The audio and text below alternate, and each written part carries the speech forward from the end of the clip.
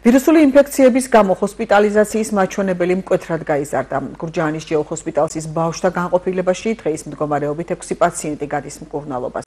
საავადმყოფოში აცხადებენ, რომ საჭიროების შემთხვევაში ადგილების დამატებაც იქნება შესაძლებელი.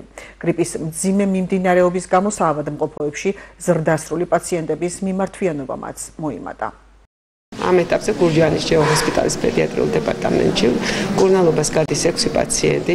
ძირითადად ეს არის ვირუსული ინფექციები, რომელიც მიმდინარეობს მაღალი ცხელებით, ხელი, ზოგადი ინტოქსიკაციის მოვლენებით, როგორიც არის ღებინება, თავის ტკივილი, თავბრუსყევა, უმადობა, უხალისობა. მიმდინარეობა ძირითადად საშუალო სიმძიმის არის. მე მინდა მოსახლეობას ვურჩიო, რომ როდესაც გამჩნდება მსგავსი სიმპტომები, როგორიც არის შეუპოვარი ცხელება, ზოგადი სისუსტე, ყველადროულად მიმართონ ოჯახის ექიმს, ჩაიტარონ კონსულტაცია, საჭიროების შემთხვევაში მომართონ სტაციონარს, რათა დროული და სწორად მიღებული გადაწყვეტილება მკურნალობის სახით პაციენტისთვის არის ძალიან მნიშვნელოვანი, რათა არ მოხდეს ამ სეზონური გრიპების გართულებები.